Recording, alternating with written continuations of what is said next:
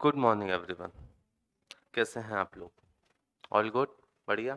चलो, आपका भी आज पहली क्लास है, कल आप नहीं थे, ठीक है। बाकी तो सब कल वाले ही हैं, ठीक है। आपका नाम?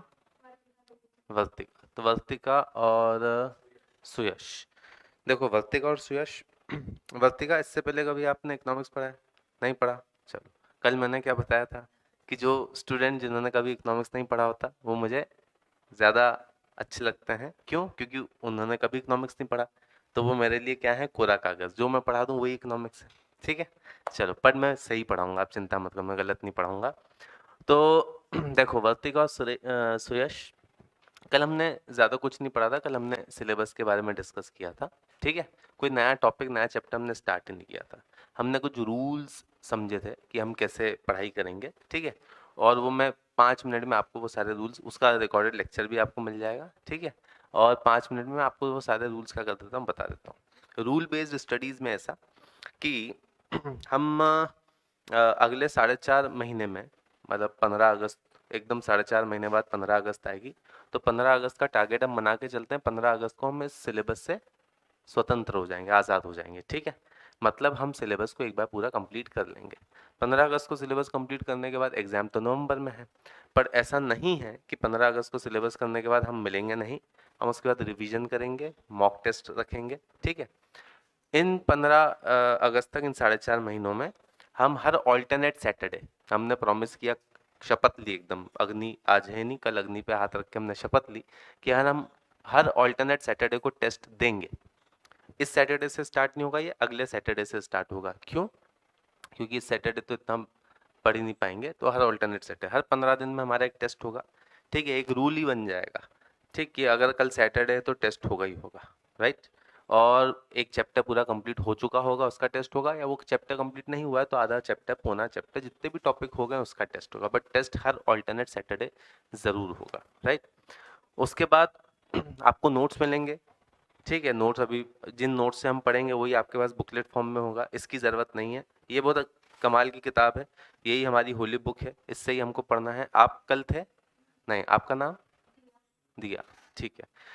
तो दिया, मैं सिलेबस वगैरह इन सब के बारे में बता रहा हूँ। कल हमने कुछ नहीं पढ़ा, कल हमने सिलेबस को ही डिस्कस किया था सर, और उसको मैं कल जो हमने पढ़ा था उसका रिकैप बता रहा हूँ, ठीक है। उसका केवल मैं आपको एक समरी दे रहा हूँ।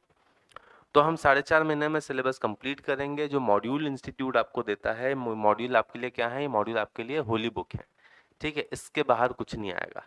और आपको जो नोट्स भी मिलेंगे वो उस मॉड्यूल का पूरा सम्मान करते हुए मिलेंगे, मॉड्यूल का पूरा ऑनर करते हुए मिलेंगे, ठीक है। मॉड्यूल की हर एक चीज़ को नोट्स में इनकॉर्पोरेट किया गया है। किसी भी, I can give you guarantee, किसी भी दिन आप नोट्स उठा के देखना और मॉड्यूल उठा के देखना, you will not find a single topic in notes which is not covered in the topic, covered in the module. मतलब कुछ भी मिसमैच, एक सिंगल टॉपिक का भी मिसमैच नहीं होगा, सारे टॉपिक उसमें नोट्स में रहेंगे मॉड्यूल के। और मॉड्यूल को और इजी और सरल बना के नोट्स को प्रेजेंट किया गया है, ठीक है। एक बात। दूसरी बात, हम हर ऑल्टरनेट सैटरडे टेस्ट देंगे, उसके बाद रिवीजन होगा, तो उसमें मॉक एग्जाम्स होंगे। हम इतने सारे क्वेश्चन कर लेंगे, इतने सारे क्वेश्चन कर लेंगे कि आप इतने, मेरा उद्देश्य ये है, टारगेट ये है कि इतना एक्सपर्ट बना दिया जाए आपको इको में, कि अगली बैच में कभी आपको इको पढ़ाना पड़ जाए, सीए फाउंडेशन, तो आप पढ़ा पाओ। बट आप पढ़ाना नहीं, ठीक है। अब मुझे ही पढ़ाने देना है ना। चलो, तो हम ऐसे करके इकोनॉमिक्स को पढ़ेंगे। अच्छा, कई स्टूडेंट्स ने इकोनॉमिक्स पढ़ रखा है, मोस्ट ऑफ द स्टूडेंट, कई स्टूडेंट पहली बार इकोनॉमिक्स पढ़ रहे हैं, बट उससे फ़र्क नहीं पड़ेगा। हम एकदम उसको स्क्रैच से स्टार्ट करेंगे। हम ये मान के चलेंगे कि किसी ने इकोनॉमिक्स नहीं पढ़ा है, ठीक है, so that we are able to cover each and everything. हम ये नहीं सोचेंगे कि यार ये पढ़ लिया है तो ये, क्योंकि कई बार, ठीक है, कईयों ने पढ़ा भी है, बट आपने 12th में किस लेवल पे जाके पढ़ा था, इंस्टीट्यूट यहाँ पे किस लेवल के क्वेश्चन पूछता है, ठीक है, उसमें डिफरेंस आ जाता है, राइट। तो हम तो ऐसे ही मान के चलेंगे, हमको सब कुछ स्टार्ट करना है एकदम स्क्रैच से। क्लियर? हम क्लास में जब पढ़ते जाएंगे तो हम उसमें एमसीक्यूज भी सॉल्व करते जाएंगे। ऐसे तो आपको चैप्टर वाइज एमसीक्यूज और ये सब मिलेंगे इंस्टीट्यूट की मॉड्यूल में, पीछे भी एंड ऑफ चैप्टर जो एमसीक्यूज है वो भी सॉल्व करेंगे। पर कोई एक बढ़िया टॉपिक आया तो उस पर भी हम क्या करेंगे, एमसीक्यूज यहाँ पे, कि देखो इस टॉपिक पे ऐसे एमसीक्यू पूछे जाते हैं। एक बात। दूसरी बात, कभी भी कोई डाउट हो तो हमेशा क्लास में इंटरेक्टिव रहना, है ना। आप कुछ बोलोगे, आप कुछ, जैसे कल अपन ने, आप लोगों ने कल मैंने पूछा इकोनॉमिक्स क्या है, तो जिन्होंने इकोनॉमिक्स नहीं पढ़ा उन्होंने भी अच्छे अच्छे जवाब दिए, है ना। तो आप जो बोलोगे तो आप दूसरों को भी एक नया व्यू मिलेगा। मैं जो बोल रहा हूँ केवल एक व्यू है, एक एंगल है। हो सकता है आप उसको किसी दूसरे एंगल से प्रेजेंट करो। डाउट्स हमेशा पूछना, खासकर वो डाउट जरूर पूछना जिन्होंने इकोनॉमिक्स कभी नहीं पढ़ा, वो पहली बार पढ़ रहे हैं, ठीक है। वो भी पूछें जिन्होंने पढ़ा है, और वो तो जरूर पूछें जिन्होंने नहीं पढ़ा, क्योंकि डाउट पूछ के आप केवल अपना भला नहीं कर रहे, किसका कर रहे हो, पूरी क्लास का। क्योंकि हो सकता है आपके पड़ोस में जो बैठा है उसको भी डाउट हो, बट वो डर के मारे पूछ नहीं रहा। तो डाउट पूछना एक समाज सेवा है, ठीक है, जिससे दुआएं मिलेंगी, ये भी आगे सीए में काम आएंगी, ठीक है। चलो, तो देवियों सज्जनों, बॉयज एंड गर्ल्स, हम शुरू करते हैं इकोनॉमिक्स, अर्थशास्त्र। अच्छा, एक चीज और बता दूं, जो आज आए हैं कल नहीं थे, कि इकोनॉमिक्स को दो हिस्सों में बांटा गया है। एक हिस्सा क्या है अपना, एक तो इकोनॉमिक्स ही है, इको बिजनेस इकोनॉमिक्स उसको बोल सकते हैं अपन, ठीक है। कितने मार्क्स का है ये 60 नंबर का है। और दूसरा क्या है आपका, दूसरा business and commercial knowledge, BC के उसको हम बोलेंगे, ये कितने मार्क्स का है, ये 40 मार्क का। तो ऐसा करके 100 नंबर का आपका पेपर होगा एमसीक्यू बेस्ड, 60 नंबर का बिजनेस इकोनॉमिक्स और 40 नंबर का आपका बीसी के business and commercial knowledge, right, ठीक है। कल का जिनका लेक्चर छूटा है उनको रिकॉर्डेड मिल जाएगा। इतना ज़्यादा हमने सिग्निफिकेंस और सिलेबस एक एक टॉपिक को समझ लिया था क्या होता है। आपने कभी पढ़ा इकोनॉमिक्स से पहले, नहीं पढ़ा, कोई बात नहीं, ठीक है। चलो, तो हम शुरू करते हैं अपने पहले सवाल से। नोट्स भी आएंगे, चैप्टर भी पढ़ना चालू करेंगे, बट उसके पहले थोड़ी बेसिक चीजें हम पढ़ लेते हैं। व्हाट इज इकोनॉमिक्स, अर्थशास्त्र क्या होता है।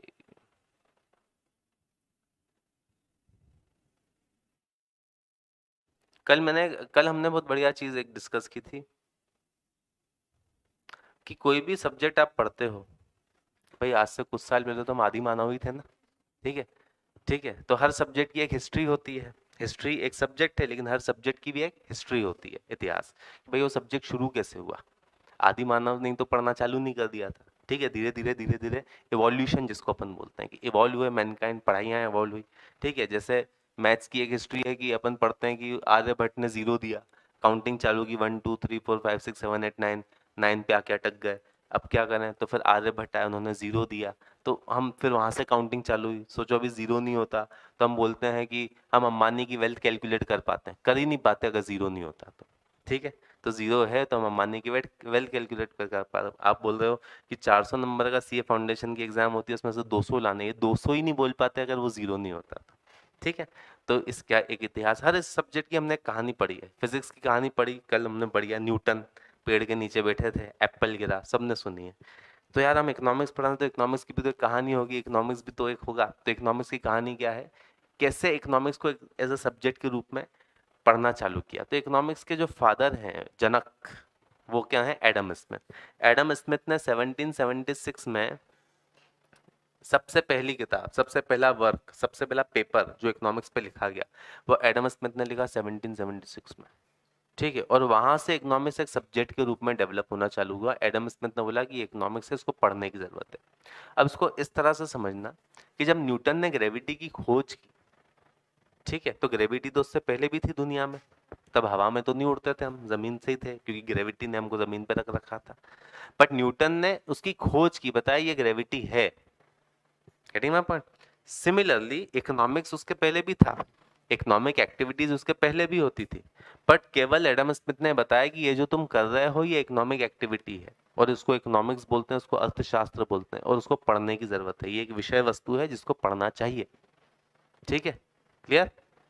चलो, तो इकोनॉमिक्स जो है, पूरा का पूरा इकोनॉमिक्स, वो किस पे बेस्ड है पता है, वो केवल एक शब्द पे बेस्ड है जिसको हम बोलते हैं वांट्स। कल किसी ने सही जवाब दिया था कि इकोनॉमिक्स ह्यूमन बिहेवियर को स्टडी करना है। बिल्कुल सही है, ह्यूमन बिहेवियर को स्टडी करना है इकोनॉमिक्स से, और ह्यूमन बिहेवियर से ही ये शब्द जुड़ा है वांट्स।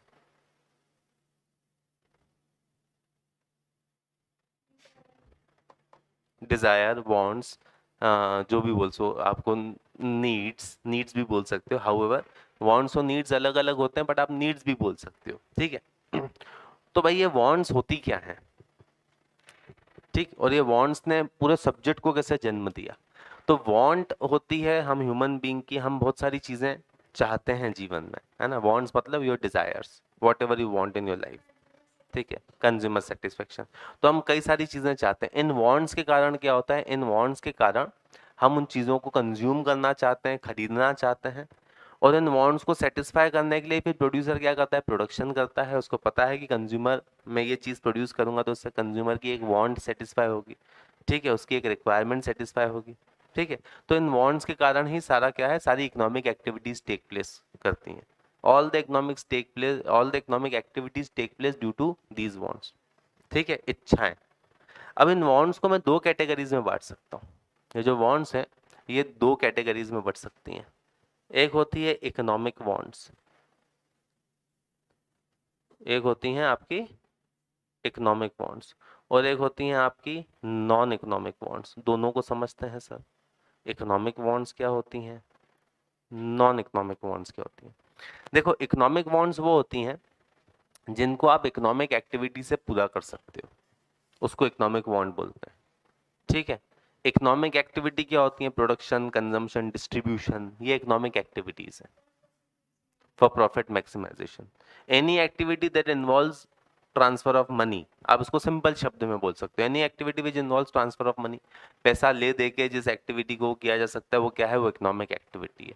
रेस्टोरेंट में खाना खाने जाते हो, ठीक है, तो वहाँ खाना खाने जाते हो, वेटर खाना सर्व करता है, अरे आराम से, खाना खाने जाते हो, वेटर खाना सर्व करता है, ठीक है, बड़े प्रेम से आपको खाना खिलाता है। उसके बाद क्यों कितने प्रेम से खाना खिलाता है वो आपको, क्या आपकी उससे दोस्ती है, मित्रता है, रिश्तेदारी है, पहचान है, क्यों खिलाता है, पैसा कमाने के लिए। बाद में वो क्या करता है, आपको लगता है कितनी प्यार से खाना खिला रहा है, इतनी प्यार से तो हमको घर पे भी खाना नहीं खिलाते, ठीक है, ठीक। तो लेकिन वो बाद में क्या करता है, वो आपको बिल थमा देता है, आप ही बोल देते हो भैया बिल लगा देना। घर पे कभी ऐसा किया है, घर पे कभी बर्थडे पार्टी आई, मम्मी ने बोला बेटा घर दोस्तों को घर पे बुला ले, मैं यहीं खाना बना देती हूँ, बाहर क्यों ले जा रहा है। तो आपने 8-10 दोस्तों को घर पे बुलाया, और 8-10 दोस्तों को घर पे बुलाया, खाना ना खा लिया अच्छे, और ऐसे ही मजाक में फिर पिताजी गुजर रहे थे, आपने बोला भैया बिल लगा देना। कभी किया ऐसा, नहीं ना। पापा भी मस्ती मस्ती में बिल ले आए, आपने एकदम पैसा दिया, बोला कीप द चेंज, ठीक है। ऐसा करोगे तो घर से दाना पानी उड़ जाएगा, ठीक है, फिर बाद में कहीं भंडारे में खाना खाना पड़ेगा। तो ऐसा हम नहीं करते, क्योंकि घर पे जो खाना खिलाया जाता है वो इकोनॉमिक एक्टिविटी नहीं, और पैसा कमाने के लिए नहीं किया गया, ठीक है, वो नॉन इकोनॉमिक एक्टिविटी है। तो इकोनॉमिक एक्टिविटीज जो कि for the purpose of making money, earning profit, उसके लिए किया जाता है। और नॉन इकोनॉमिक एक्टिविटी जो इस पर्पज के लिए नहीं की जाती, self satisfaction, social service, out of love, affection भी किया जा सकता है। अब ह्यूमंस की दो प्रकार की बॉन्ड्स होती हैं, एक होती है इकोनॉमिक बॉन्ड्स और एक होती है non economic bonds. Economic bonds वो होती हैं जिसको आप इकोनॉमिक, बहुत ध्यान से समझना है इस डिफरेंस को। इकोनॉमिक बॉन्ड्स वो होती हैं जिनको आप इकोनॉमिक एक्टिविटी से पूरा कर सकते हो। कोई भी आपकी इच्छा है, कोई भी आपकी वांट है, आप इकोनॉमिक एक्टिविटी से उसको पूरा कर सकते हो। मतलब, और इकोनॉमिक एक्टिविटी कैसे खरीद सकते हो, आप पैसा देके। तो कोई भी ऐसी इच्छा, कोई भी ऐसी वांट जो आप पैसा देके पूरी करवा सकते हो, वो इकोनॉमिक वांट है। वो क्या है, economic want. You can give the money and you can get your want satisfied. Non economic wants वो होती हैं जिसको आप पैसा खर्च करके पूरा नहीं करवा सकते। अब हम तो ह्यूमन है ना, ह्यूमन बिहेवियर को स्टडी करना ही तो इकोनॉमिक्स है, राइट। तो एज अ ह्यूमन हमारी नॉन इकोनॉमिक वांट्स भी होती है। हम चाहते हैं कि लोग हमको पसंद करें, हम चाहते हैं लोग हमसे प्रेम करें, हम चाहते हैं लोग हमसे अच्छी मित्रता रखें, ठीक। तो ये सारी चीज़ें, लव, केयर, अफेक्शन, ये सारी चीज़ें आप पैसा दे के सेटिस्फाई करा सकते हो क्या। हाँ, एक बार मैं, मेरी धर्म पत्नी वाइफ 15-20 दिन के लिए कोलकाता चली गई। उसके कुछ रिश्तेदार रहते हैं वहाँ पे, तो वो कोलकाता चली गई 15-20 दिन के लिए। अच्छा, वो जब इंदौर में रहती हैं तो खाना वाना बना के देती हैं, टिफिन में लेके आता हूँ, अभी मेरी गाड़ी में पड़ा है। किसी दिन अगर क्लासेस ज़्यादा हो गई, मैं खाना नहीं खा पाया और रात को टिफिन ऐसा भरा हुआ ले गया, तो वो मेरे पे गुस्सा करती है रात को कि क्या है, ऐसी क्या क्लासेस लेना, खाना तो खा लेते, एक क्लास कम लेते, 15 मिनट कम लेते, ऐसा करते वैसा करते। समझ में आता है, उसके गुस्से में मुझे लव, केयर, अफेक्शन दिखाई देता है। जब 15-20 दिन के लिए गई तो वो कुक रख के गई यहाँ पे कि वो मेरे लिए खाना बना के चली जाएगी। कुक सुबह आती थी, खाना बनाती थी, चली जाती थी, टिफिन पैक करके मैं ले जाता था, रात को फिर आती थी, फिर नया खाना बनाती थी और फिर वो चली जाती थी। एक दिन उसने सुबह खाना पैक किया, मैं कोचिंग ले गया, मैंने खाना खा ही नहीं पाया क्योंकि उस दिन क्लासेस थोड़ी ज़्यादा हो गई थी। क्लासेस ज़्यादा हो गई, मैं खाना खा नहीं पाया। रात को मैं घर गया, उसने देखा टिफिन एज इट इज़ भरा हुआ है, उसने वो खाना डस्टबिन में डाला, नया बनाया, चली गई। उसने एक बार झूठे मुंह ये नहीं बोला कि क्या आप भी खाना खा लेते, खाना क्यों नहीं खाया। हाँ, एक बार झूठे मुंह ये नहीं, मेरे को बड़ा बुरा लगा। मैंने कहा उसको मेरी चिंता ही नहीं है, ठीक है। हाँ, और अच्छा उसको मेरी चिंता नहीं है, ठीक, नहीं तो मेरी धर्मपत्नी 2 गोलियां मारती, एक उसके एक मुझे, है ना। तो पॉइंट ये है कि मुझे ये बुरा लगा, मुझे ये बुरा नहीं लगा कि इसको मेरी चिंता क्यों नहीं है। मुझे ये बुरा लगा कि यार काश अभी मेरी वाइफ यहाँ पे होती तो वो मेरे को बोलती यार खाना नहीं खाया, अभी कुछ दे दूं जब तक नया फ्रेश खाना बनता है ना। मतलब ये मेरे को बुरा लगा उस वक्त, मेरे को लगा, वैसे तो मैं बड़ा खुश था कि मैडम 15-20 दिन के लिए चली गई, बट उस दिन मेरे को रियलाइज हुआ कि नहीं यार, मतलब there we want someone to take care of us. मैं भूखा हूँ, अभी तो खाना बनने में आधा पौन घंटा लगेगा, अभी वो मैडम होती तो कुछ बना के दे देती झट से कि जब तक ये खा लो, सैलेड ही काट देती और कुछ नहीं। तो इसने तो पूछा ही नहीं, ठीक। अब उसको मैं मान लो 1000 रुपए दे रहा हूँ 20 दिन खाना बनाने के लिए, उसको ऐसा तो नहीं बोल सकता 500 ज्यादा दूंगा, कल खाना नहीं खा के हूँ तो पूछना खाना क्यों नहीं खाया। वो अगर वो पूछ भी लेगी तो उसमें वो अफेक्शन नहीं आएगा, वो ऐसे ही पूछ लेगी खाना क्यों नहीं खाया, ठीक है। तो देखो हम सब चाहते हैं ना, अभी कई बच्चे हॉस्टल में रहते हैं, कितने हॉस्टल में रहते हैं आप में से, ये हॉस्टल एक ही, ठीक है, अभी ये हॉस्टल में रहते हैं। मान लो कभी भगवान न करे ऐसा हो, बट कभी यहाँ अभी 2-3 महीने बाद बारिश का भी सीजन आएगा। एक दिन मूसलाधार बारिश हो गई यहाँ पे, ठीक है, मतलब एकदम बादल ही फट गए, भगवान न करे ऐसा हो, तो आपके घर से फोन आएगा बेटा ठीक हो कि बह गए, है ना।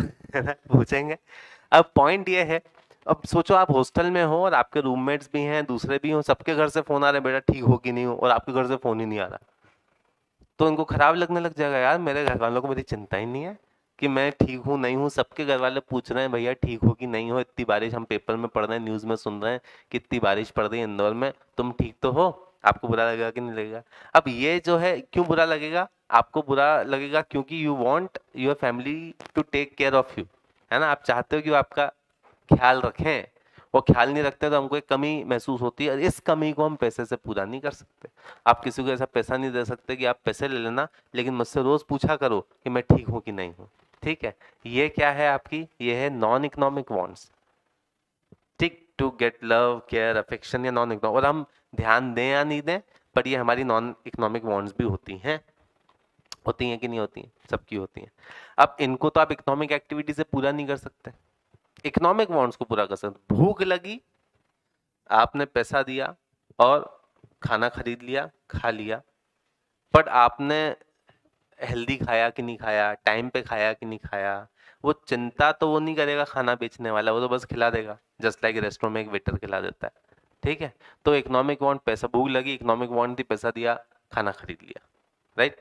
बट यहाँ रहना है, हॉस्टल वाले को पैसा दिया, रूम ले लिया, रहने लग गए, इकोनॉमिक वांट्स। इकोनॉमिक एक्ट, हमको शेल्टर चाहिए था, इकोनॉमिक वांट पूरी हो गई, हमको खाना चाहिए, इकोनॉमिक वांट पूरी हो गई, ठीक है। बट नॉन इकोनॉमिक वांट पूरी नहीं हो सकती। हॉस्टल में कितने ही अच्छा वार्डन हो, कितने ही अच्छा हॉस्टल ओनर हो, वो उतना वैसा ध्यान नहीं रखेगा जैसा ध्यान घर पे माता पिता रखता है, ठीक है, क्लियर। तो हम इस वाली वांट्स को तो पूरा ही नहीं कर सकते सर।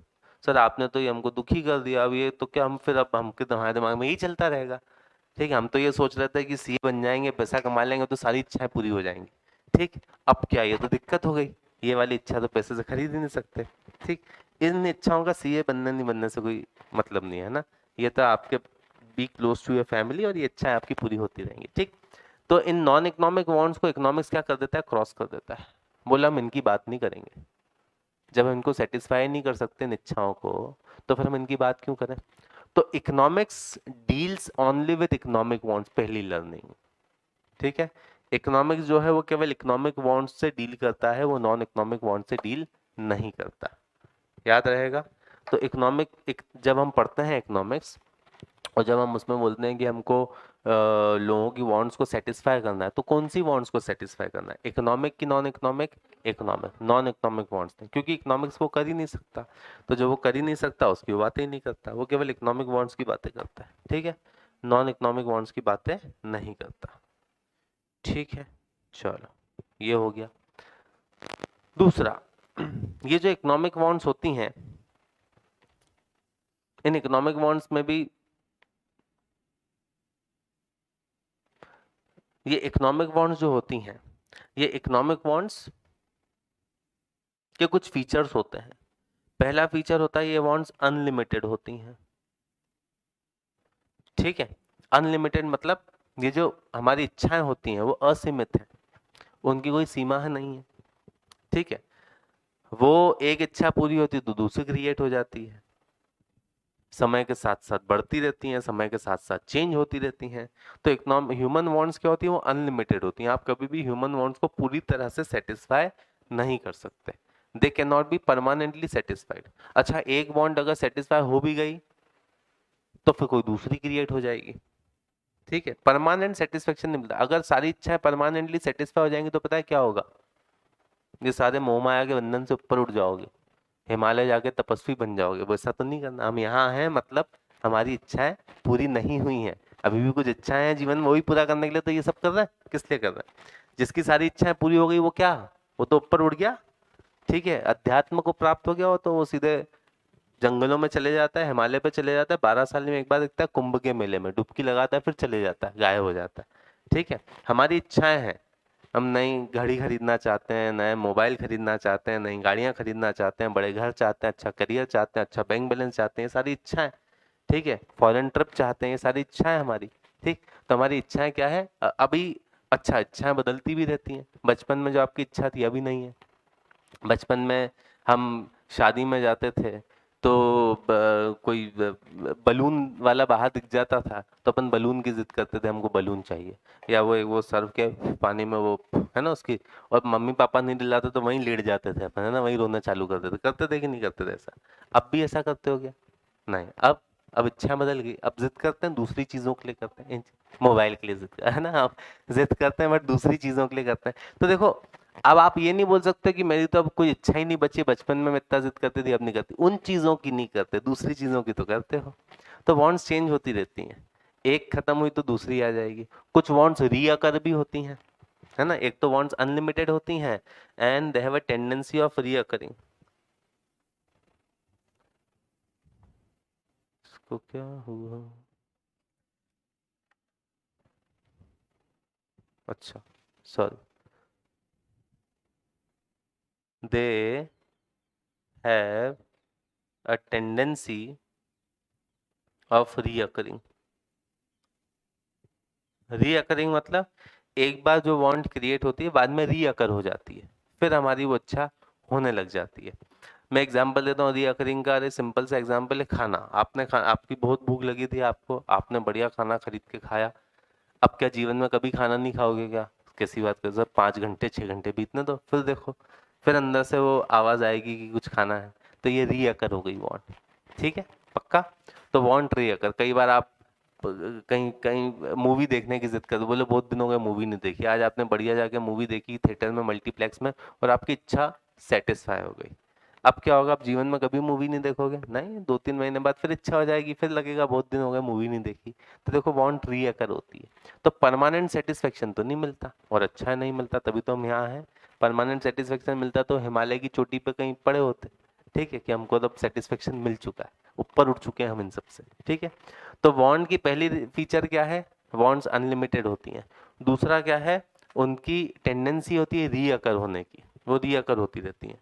फिर क्या है, ये जो वांट्स हैं, हम सिर्फ इकोनॉमिक वांट्स की बात कर रहे हैं, नॉन इकोनॉमिक की बातें नहीं कर रहे। ये जो वांट्स हैं, ये वांट्स क्या होती हैं देवियों सज्जनों, ये वांट्स चेंज होती रहती हैं समय के साथ, दे इवॉल्व, ठीक है। दे इवॉल्व विद टाइम। इवॉल्व मतलब नई नई वांट डेवलप होती रहती हैं, ठीक है, हमेशा एक जैसी नहीं रहेंगे, दे इवॉल्व विद टाइम। बोलो, क्लियर हुआ? ठीक। तो पहला लर्निंग क्या थी कि केवल कौन सी वांट सेटिस्फाई होती हैं, कौन सी इकोनॉमिक्स किससे डील करता है, इकोनॉमिक वांट से, ए। दूसरा, ये जो इकोनॉमिक वांट्स होती हैं ये अनलिमिटेड होती हैं, और ये रीअकर होती हैं, और तीसरा ये इवॉल्व होती हैं, ये समय के साथ साथ चेंज होती रहती हैं, टाइप में, क्वालिटी में, इन सब में चेंज होती रहती हैं, ठीक है। चलो आगे बढ़ते हैं। अब इन वांट्स को सेटिस्फाई करने के लिए, वांट्स कैसे सेटिस्फाई होंगी? In order to satisfy your wants, what you need resources, money, जिसको अपन बोल सकते हैं ना। तो इकोनॉमिक्स में उस मनी को क्या बोलते हैं, मनी को रिसोर्सेज बोलते हैं। तो what you need resources। Hindi में रिसोर्सेज को क्या बोलते हैं दोस्त? संसाधन, ठीक है। हिंदी में रिसोर्सेज को क्या बोलते हैं? संसाधन, ठीक है। You need resources, you need संसाधन टू सेटिस्फाई योर वांट्स। किसी कोई ऐसा हिंदी मीडियम से तो नहीं, सब इंग्लिश में एग्जाम देंगे, ठीक है। तो you need resources, you need संसाधन टू सेटिस्फाई योर वांट्स। अपनी वांट्स को सेटिस्फाई करने के लिए आपको क्या चाहिए? रिसोर्सेस चाहिए या संसाधन चाहिए। ठीक है, अच्छी बात है। अभी जो रिसोर्सेज हैं, रिसोर्सेज के साथ एक समस्या है, ये जो रिसोर्सेज हैं, रिसोर्सेज क्या होती हैं? रिसोर्सेज लिमिटेड होती हैं। जिस तरह से वांट्स का एक फीचर होता है कि वांट्स अनलिमिटेड होती हैं, उसी तरह रिसोर्सेज का एक फीचर होता है कि रिसोर्सेज लिमिटेड होती हैं। ऐसा क्यों होता है? रिसोर्सेज लिमिटेड क्यों होती हैं सर? सर क्या आप ये बोलना चाहते हो रिसोर्सेज लिमिटेड हैं, पर हमने तो सुना है कि मुकेश अंबानी के पास बहुत सारा पैसा है सर, तो उसके पास तो अनलिमिटेड रिसोर्सेज हैं। एलॉन मस्क के पास तो बहुत सारा पैसा है सर, उसके पास अनलिमिटेड रिसोर्सेज हैं। ऐसा है? आपको लगता है मुकेश अंबानी के पास? चलो बताओ, अंबानी के पास लिमिटेड रिसोर्स है कि अनलिमिटेड रिसोर्सेज है? लिमिटेड है। क्यों यार, वो तो अंबानी है, तो उसके पास भी लिमिटेड है, तो फिर अनलिमिटेड किसके पास है? किसी के पास नहीं है। क्यों? अंबानी के पास तो और कितनी 18 लाख करोड़ की एम्पायर है उसका, तो वो भी लिमिटेड है, तो व्हाट इज अनलिमिटेड? क्यों लिमिटेड है उसके पास रिसोर्सेज? 18 लाख करोड़, कितने 5-10 हजार करोड़ का घर है, 27 मंजिला। ठीक है, उसके वो भी रिसोर्सेज लिमिटेड है। क्यों आपने ऐसा बोला कि उसके पास रिसोर्सेज लिमिटेड है? कौन सी ऐसी इच्छा है उसकी? उसकी ऐसी कौन सी इच्छा है जो वो पूरी नहीं कर पाता?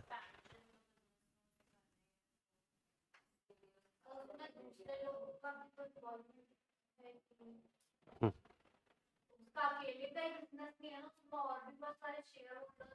हाँ ठीक है, हाँ बिल्कुल, ये बात बहुत सही बोली कि 18 लाख करोड़ पूरा उसका थोड़ी है सर।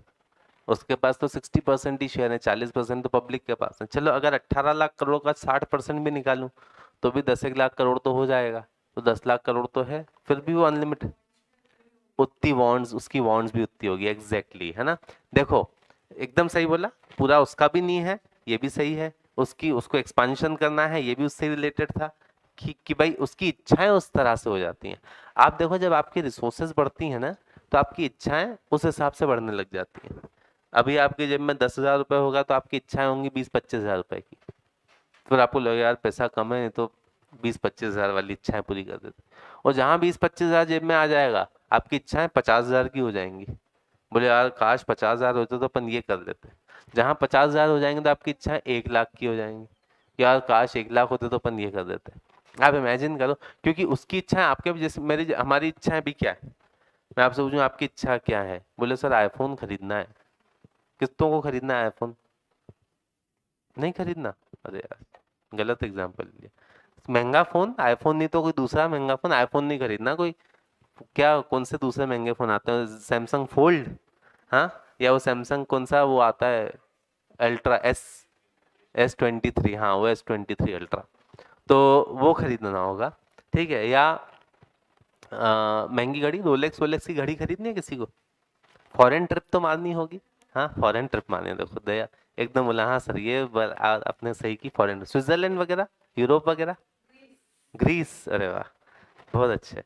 तो ये देखो आपकी ये इच्छाएं हैं। एक बार जब आपके पास इतना पैसा आ जाएगा ना कि आपको ग्रीस जाना है, आप ग्रीस हो आओ, पता है फिर क्या होगा? फिर आपको लगेगा यार वो एलोन मस्क आजकल स्पेस में ले जाता है ना, यार काश इतना पैसा होता है कि एक स्पेस की ट्रिप मार आते। होगा कि नहीं होगा? तो ये आपकी इच्छा है। मेरी भी जैसे एक इच्छा है, एक ट्रिप जाती है साउथ अफ्रीका से एंटार्क्टिका ले जाती है वो, एक दिन के लिए। प्राइवेट जेट से आप जाओगे उनके, एंटार्क्टिका में एक दिन आपको 24 घंटे रुकाएंगे, -40 डिग्री -50 डिग्री टेम्परेचर में। और आपको क्या, आपको फिर वापस ले आएंगे। एक जने का खर्चा 15-20 लाख रुपए आता है। एक दिन बस आपको एंटार्क्टिका ले जाएंगे और लेके वापस आ जाएंगे। तो यार एंटार्क्टिका, वहाँ कितने कम लोग जा पाए, तो एंटार्क्टिका जाना अपने आप में, मतलब ठीक है, ये तो अच्छा है कि अपन यूरोप जाएं, अमेरिका जाएं घूमने, यहाँ सब जाएं, बट एंटार्क्टिका -40-50 डिग्री में रह के तो वहाँ पे रात कैसी होगी, आसमान कितना साफ होगा, पॉल्यूशन ही नहीं वहाँ पे, जीरो पॉल्यूशन। ठीक है, तो ये इच्छा है ना। और एक बार एंटार्क्टिका जाएंगे तो फिर पता नहीं, हो सकता कभी दूसरे प्लेनेट पे जाने का मन कर जाए कि यार एक बार मार्स पे हो आए। तो ये इच्छाएं असीमित है। हमारी इच्छा है घड़ी खरीदना, गाड़ी खरीदना, मोबाइल खरीदना। अंबानी की इच्छा क्या थी? एक मोबाइल कंपनी चालू कर देना, जियो। ठीक है, ये हमारी इच्छाओं में क्या हो जाता है, अंतर हो जाता है। ठीक, तो हमारी इच्छा है कि नई कार खरीदना, टाटा मोटर्स ने कंपनी खरीद ली जगुआर लैंड रोवर, ये उनकी इच्छा है। तो उनकी इच्छाएं वैसी हो जाती हैं, तो फिर वहां पे उनके संसाधन क्या हो जाते हैं, उनके संसाधन भी सीमित हो जाते हैं, लिमिटेड हो जाते हैं, राइट। तो रिसोर्सेज हमेशा लिमिटेड होती हैं, और ये जो लिमिटेड रिसोर्सेज हैं ये सिर्फ केवल इंडिविजुअल पे अप्लाई करता है क्या? आप पे, मुझ पे, ये कंपनीज पे भी अप्लाई करता है, ये गवर्नमेंट्स पे भी अप्लाई करता है। भारत सरकार के पास भी तो, वो भी तो कमाती है, वो भी तो उसका, भारत सरकार भी तो वैसे ही चलती है जैसे हमारा परिवार चलता है। सरकार कमाती है और सरकार खर्चा करती है। कमाती किससे है? टैक्स वसूल के कमाती है। बस ये गलत करती है वो, लेकिन अब बेचारी क्या करे, टैक्स नहीं वसूलेगी तो श्रीलंकन इकोनॉमी जैसी हालत हो जाएगी या पाकिस्तानी इकोनॉमी जैसी हालत हो जाएगी, ठीक है। तो वो टैक्स वसूलती है, उससे वो कमाती है, और फिर वही पैसा खर्च करती है सोशल वेलफेयर इधर उधर। एग्जैक्टली हमारे ऊपर खर्च नहीं करती। हम ऐसा नहीं बोल सकते मैंने इतना टैक्स दिया तो मेरे लिए इतनी सड़क बना दे। पर हाँ, कहीं भी सड़क बनते हुए देख रहे हैं, मेट्रो की लाइन डल रही है, सब हो रहा है, तो वो क्या है, वो कहीं ना कहीं टैक्स पेयर का पैसा है जो सरकार के पास गया, सरकार उसको खर्च कर रही है। तो सरकार को खर्चे भी करने पड़ते हैं, और सरकार टैक्स भी वसूलती है, वो टैक्स सरकार की कमाई है। अब भारत सरकार की भी तो कई सारी इच्छा है ना। दुबई में बना दिया बुर्ज खलीफा, ठीक है, बढ़िया गाना भी बन गया, दिला दूं तुझे बुर्ज खलीफा, ठीक। अब मुझे बताओ, क्या भारत सरकार के पास इतना पैसा नहीं है कि यहाँ पे इंडिया में बुर्ज खलीफा जैसी बिल्डिंग बन जाए? है, इतना संसाधन तो है, इतने तो हैं, टॉप 7 इकोनॉमीज में आते हैं जीडीपी के हिसाब से, बट क्यों नहीं बना रहे बुर्ज खलीफा?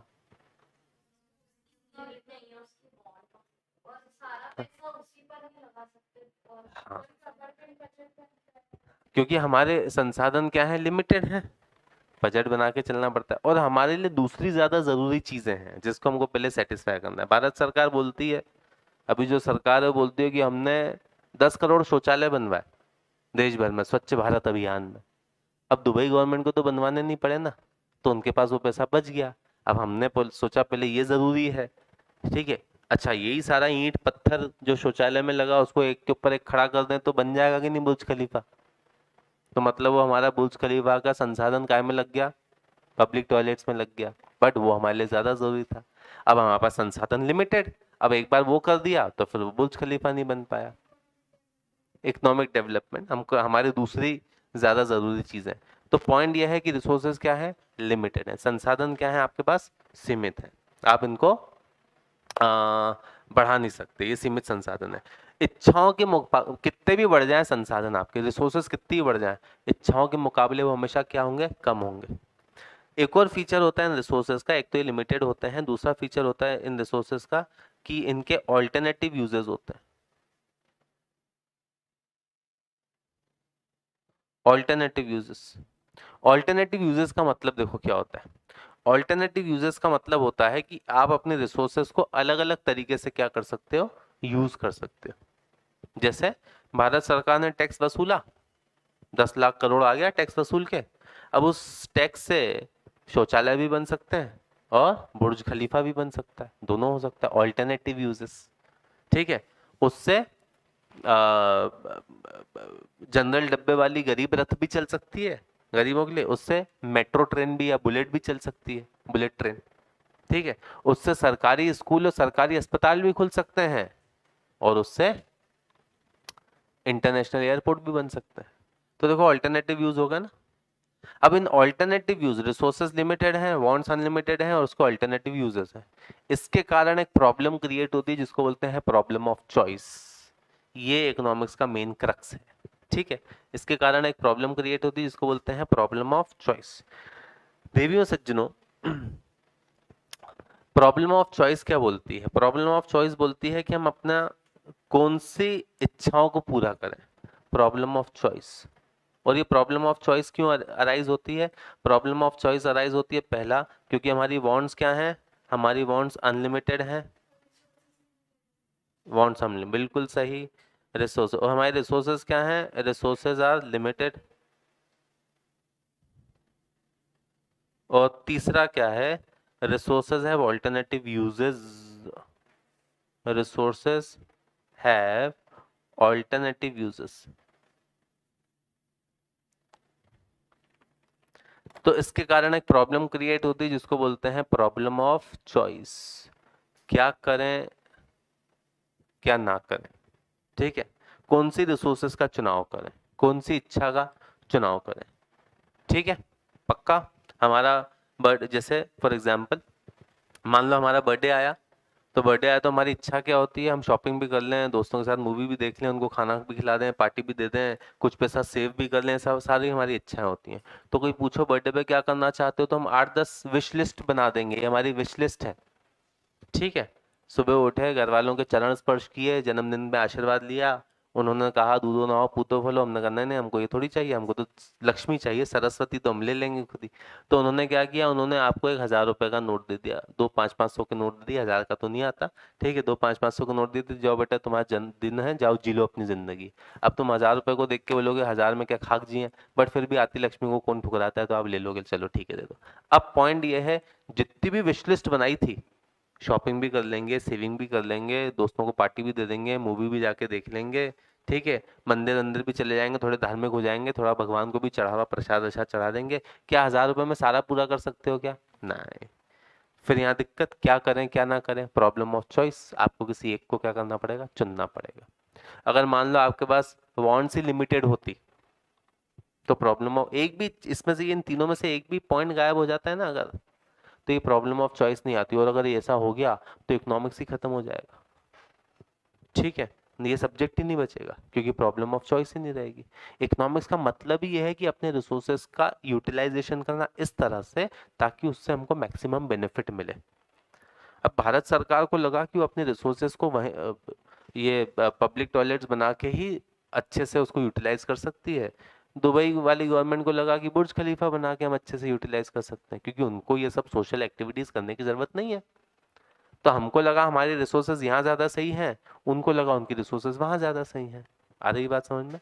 अपना अपना प्रोस्पेक्टिव है। ठीक है, तो रिसोर्सेज कैसे यूज करना, अच्छा रिसोर्सेज को इतना सोच समझ के क्यों यूज करना, क्योंकि लिमिटेड है ना। हर वो चीज जो लिमिटेड होती है उसका आप सोच समझ के यूज करते हो, प्रॉपर यूटिलाइजेशन करना पड़ता है, क्योंकि वो चीज सीमित है हमारे पास। आप यहाँ पे पानी वानी अपने पास इजीली अवेलेबल है, गर्मी में भी हो जाता है अवेलेबल, टैंकर आ जाता है, सब आ जाता है, ऐसी मारा मारी नहीं होती पानी की। तो अपन देखो फिर बढ़िया पानी को कैसे यूज करते हैं, होली भी खेलते हैं मार्च के महीने में। राजस्थान चले जाओ, जहाँ रेगिस्तान में लोग रहते हैं, 5 किलोमीटर तपती रेत पे चल के जाते हैं, पानी भर के आते हैं, पाँव में छाले हो जाते हैं।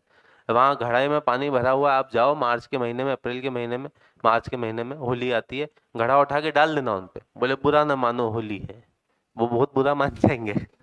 है ना, वहीं आपको रेत में कहाँ गाड़ देंगे मालूम नहीं पड़ेगा, बोले हम 5-10 किलोमीटर चल के गए, ये घड़ा भर के आए, इसको हमको 10 दिन पीना था, वो तूने ऐसे उड़ेल दिया, बोले बुरा ना मानो होली है।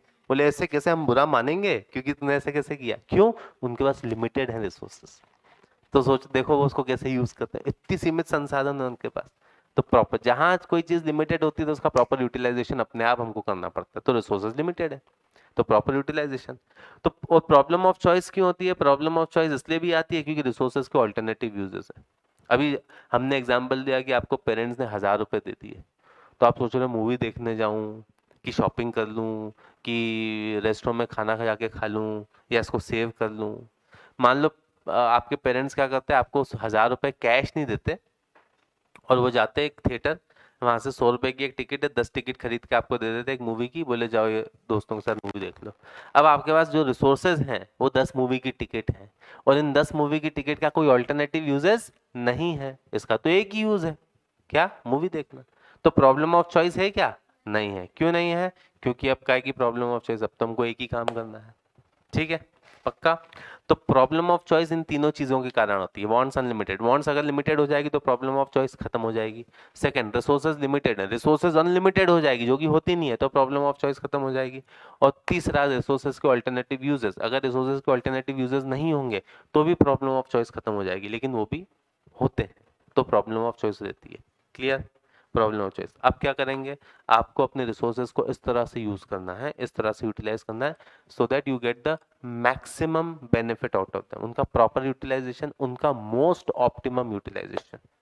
ठीक है, पक्का? क्लियर? कोई समस्या है इसमें? चलो, तो यही आपका इकोनॉमिक्स है। शुरू किससे होता है इकोनॉमिक्स? बॉन्ड से। कौन सी बॉन्ड? Economic bond. ठीक है। नॉन इकोनॉमिक बॉन्ड नहीं। इस पे क्वेश्चन आ सकता है एग्जाम में, बिल्कुल आ सकता है कि इकोनॉमिक्स कौन सी बॉन्ड्स को सेटिस्फाई करता है, इकोनॉमिक बॉन्ड्स को। कौन सी बॉन्ड्स को नहीं करता, नॉन इकोनॉमिक को नहीं करता।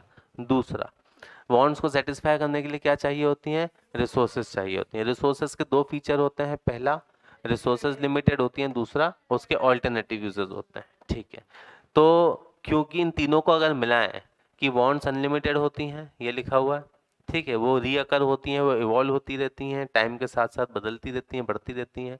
तो बॉन्ड्स अनलिमिटेड हैं, रिसोर्सेज लिमिटेड हैं, रिसोर्सेज के ऑल्टरनेटिव यूजेस हैं। इन तीनों को मिलाते हैं तो क्या आती है, प्रॉब्लम ऑफ चॉइस आती है। प्रॉब्लम ऑफ चॉइस क्या बोलती है, आपको किसी एक को चुनना पड़ेगा।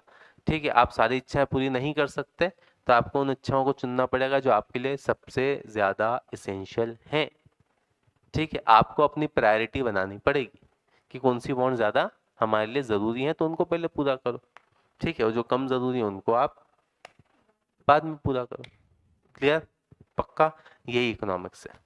ठीक है, proper utilisation of your limited resources, ठीक, to get the maximum benefit out of them. Clear, चलो, तो ये सबको समझ में आया, स्पेशली जिन्होंने इकोनॉमिक्स पहली बार पढ़ा, आपको समझ में आया, आपको समझ में आया, आपको समझ में आया। ठीक है, जिन्होंने इकोनॉमिक्स ऑलरेडी पढ़ा हुआ उनको भी समझ में आया, इसमें यहाँ तक कोई डाउट नहीं। चलो, अच्छी बात, आगे बढ़ते हैं। प्रॉब्लम ऑफ चॉइस हो गया, उसके बाद अब हम आते हैं, ये हमने एक इंट्रोडक्शन समझ लिया कि इकोनॉमिक्स क्या होता है। देखो, पहला जो चैप्टर हम पढ़ना चालू करेंगे इसमें, पहला चैप्टर पढ़ना चालू करेंगे हम, जो अपनी यूनिट 2 है, यूनिट 2 से पढ़ना चालू करेंगे। ऐसा मत सोचना कि सर यूनिट 2 से क्यों पढ़ रहे हैं, 1 तो पढ़ी नहीं तो 2 से कैसे पढ़ रहे हैं। आप अगर 1 नहीं भी पढ़ी तो भी आपको 2 समझ में आ जाएगा। ठीक है, वो यूनिट स्टार्ट करने से पहले हम एक चीज़ और समझ लेते हैं कि जो आपका इकोनॉमिक्स होता है इसकी अलग अलग ब्रांचेस होती हैं।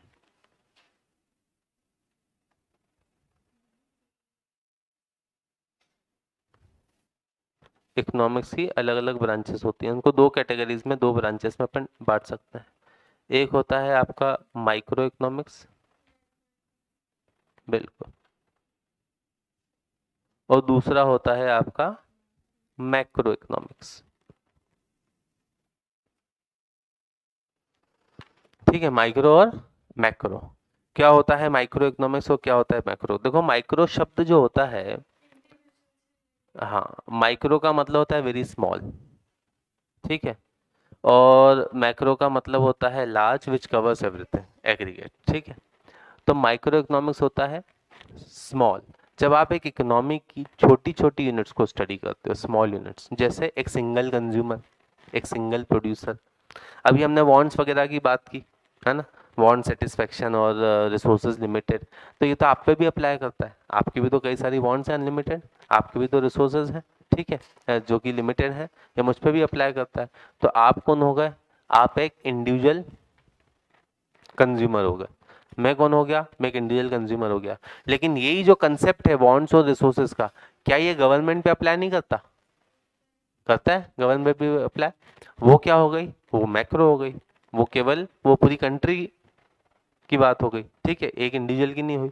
तो माइक्रो इकोनॉमिक्स में हम एक इकोनॉमी के इंडिविजुअल यूनिट्स को स्टडी करते हैं। इंडिविजुअल यूनिट्स मतलब छोटी छोटी यूनिट्स, एक सिंगल कंज्यूमर, एक सिंगल प्रोड्यूसर, ठीक है, उसको हम माइक्रो इकोनॉमिक्स में स्टडी करते हैं। मैक्रो इकोनॉमिक्स में हम क्या करते हैं, मैक्रो इकोनॉमिक्स में हम स्टडी करते हैं पीपल एट लार्ज, पूरी इकोनॉमी को, पूरी इकोनॉमी ओवरऑल, ठीक है, एग्रीगेट्स को। तो ये इंडिविजुअल स्टडी है micro economics,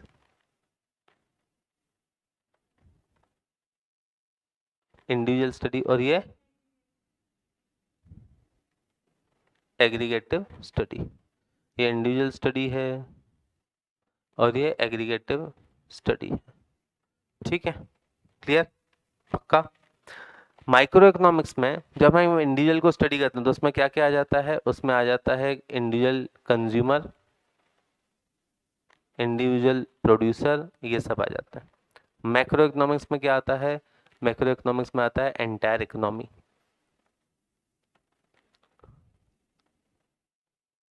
entire economy as a whole.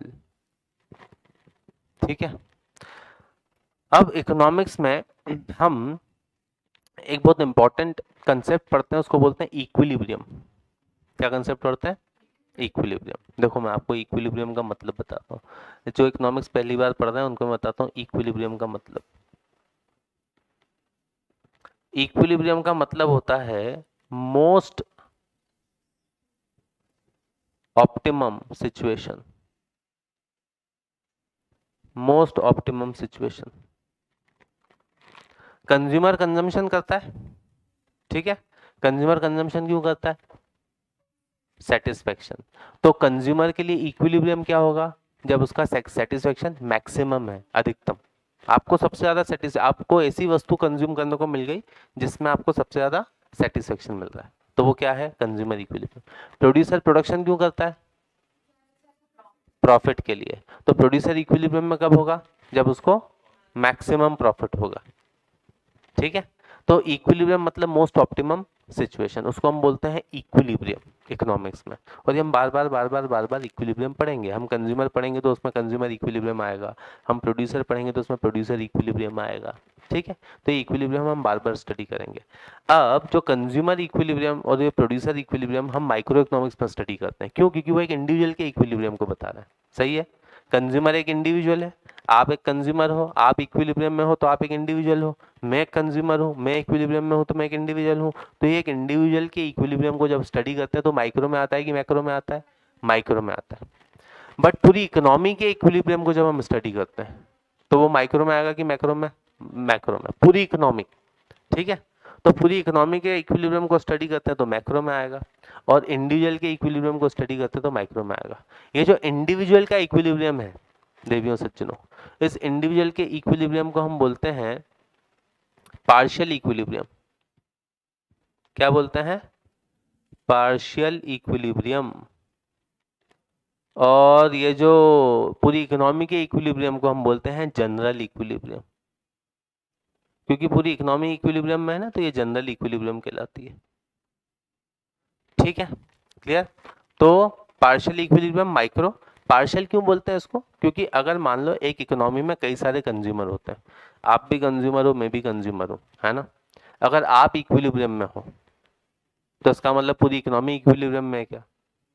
हाँ, एक इकोनॉमी का केवल एक कंज्यूमर इक्विलिब्रियम में हो सकता है, बाकी इक्विलिब्रियम में ना हो। तो इसलिए पार्शियल इक्विलिब्रियम है, ठीक है। जनरल इक्विलिब्रियम क्या होता है? पूरी इकोनॉमी इक्विलिब्रियम में, तो ये जनरल इक्विलिब्रियम है। क्लियर? तो पार्शियल और जनरल में क्या होता है? डिफरेंस होता है। पार्शियल इक्विलिब्रियम मतलब केवल एक हिस्सा इक्विलिब्रियम में, जनरल मतलब पूरी इकोनॉमी इक्विलिब्रियम में। क्लियर हुआ? तो पार्शियल इक्विलिब्रियम हम माइक्रो में पढ़ते हैं और जनरल इक्विलिब्रियम हम काय में पढ़ते हैं? मैक्रो में पढ़ते हैं। बोलो यहाँ तक कोई समस्या? ठीक है, क्लियर ये भी? तो अभी हम जब पढ़ना चालू करेंगे, जो हमारे सिलेबस में वो क्या है? वो माइक्रो इकोनॉमिक्स है। मैक्रो हमारे सिलेबस में है नहीं। मैक्रो इकोनॉमिक्स का एक टॉपिक हमारे सिलेबस में, जो बिजनेस साइकिल आखिरी में चैप्टर 5 हमने पढ़ा था। चैप्टर 5 ये मैं आपको बताता हूँ।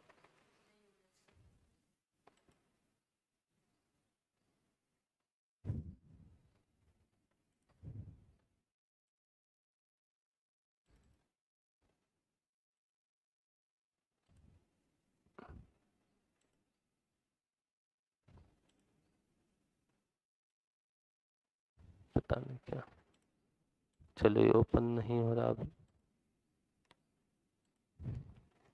कोई बात नहीं। तो हमने, याद करो कल के लेक्चर में हमने है ना वो चैप्टर 5 पढ़ा था, उसका नाम था बिजनेस साइकिल। तो जो बिजनेस साइकिल है वो एक मैक्रो का टॉपिक है, ठीक है। बाकी जो चारों यूनिट हमने पढ़ी, चारों चैप्टर हमने पढ़े, वो क्या है? वो माइक्रो के टॉपिक्स हैं, ठीक है। तो मैक्रो इकोनॉमिक्स हमारे सिलेबस में इतना है नहीं, हमारे सिलेबस में माइक्रो इकोनॉमिक्स है। हमको एक सिंगल कंज्यूमर को पढ़ना है, हमको सिंगल प्रोड्यूसर को पढ़ना है, ठीक है। उनसे रिलेटेड टॉपिक्स हमको पढ़ने हैं, कंज्यूमर और प्रोड्यूसर की, और सिंगल मार्केट। सिंगल मार्केट भी माइक्रो में आता है।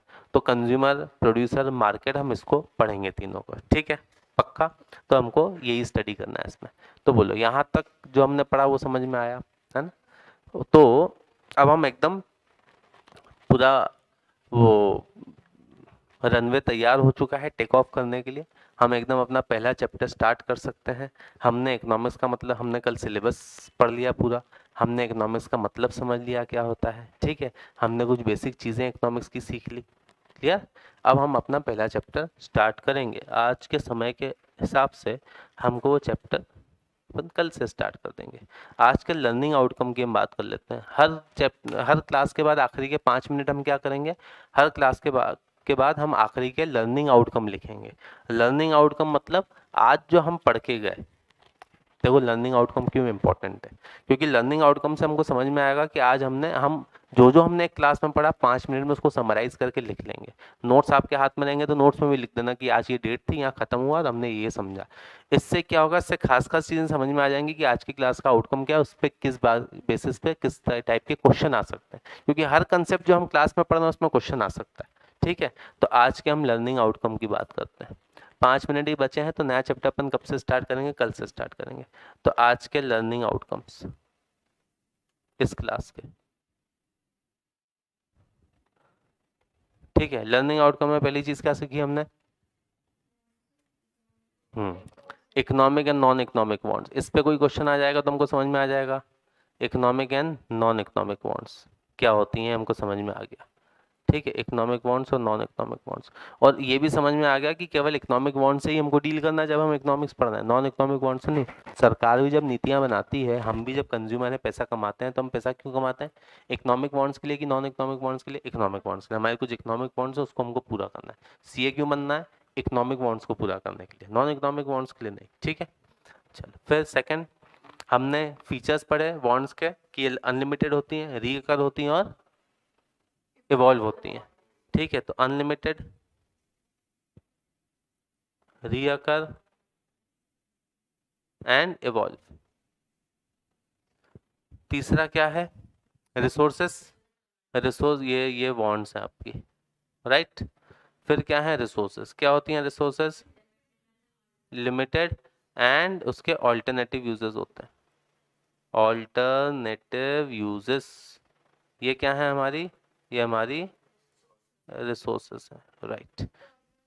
चौथा problem of choice. Problem of choice create होती है इसके कारण। तो प्रॉब्लम ऑफ चॉइस का मतलब हम समझ गए। अगर ये प्रॉब्लम ऑफ चॉइस नहीं होगी तो क्या होगा, इकोनॉमिक्स नहीं होगा। इकोनॉमिक्स प्रॉब्लम ऑफ चॉइस के कारण ही है, और अच्छा है इकोनॉमिक्स नहीं होता तो फिर मैं पढ़ाता क्या। ठीक है, तो इकोनॉमिक्स है तो मैं पढ़ा पा रहा हूँ क्योंकि प्रॉब्लम ऑफ चॉइस है। ठीक, फिर हमने क्या समझा, माइक्रो एंड मैक्रो दोनों क्या है इकोनॉमिक्स की ब्रांचेस, है ना, इकोनॉमिक्स की ब्रांचेस। तो माइक्रो एक ब्रांच है जो किसको स्टडी करती है, इंडिविजुअल को, और मैक्रो किसको स्टडी करती है, एग्रीगेट को। एग्रीगेट पूरी इकोनॉमी है ना, सबको। क्लियर, सबको समझ में आया ये अच्छे से, ठीक है। तो देखो कल से हम चैप्टर स्टार्ट करेंगे, हमारा चैप्टर नंबर 1। ठीक है, कल से हम पढ़ना स्टार्ट करेंगे, राइट। उसके नोट्स में अभी आपको बुकलेट आपको 1-2 दिन में मिल जाएगी, तब तक वो आपका पीडीएफ में उस नोट्स के आपके पास साथ शेयर कर दूंगा, ताकि एक भी दिन की वो आपका जो भी हम पढ़ रहे हैं वो मिस ना हो। ये जनरल चीज़ें थी जो हमको पढ़नी थी, क्योंकि कई ऐसे स्टूडेंट हैं जो क्लास में इकोनॉमिक्स पहली बार पढ़ रहे हैं, तो कुछ सामान्य चीज़ें जो हमको स्टडी करनी थी। ठीक है, तो हम जो अपना पहला चैप्टर है, हालांकि इस पर क्वेश्चन आ सकते हैं, ये इंट्रोडक्शन चैप्टर से रिलेटेड है। जो अपना जो पहला चैप्टर है वो अपन कब से स्टार्ट करेंगे, कल से, है ना। तो एकदम जो आपके मॉड्यूल में दिया है उसकी एक एक चीज हम कल से पढ़ना चालू करेंगे। तो आज की सभा करते हैं देवियों सज्जनों बॉयज एंड गर्ल्स समाप्त। नहीं, इसमें नहीं है, वो तो मैथ्स में है ना। हाँ हाँ हाँ, नहीं नहीं नहीं, वो मैथ्स के पार्ट में है, स्टैट्स आपको इसमें नहीं है।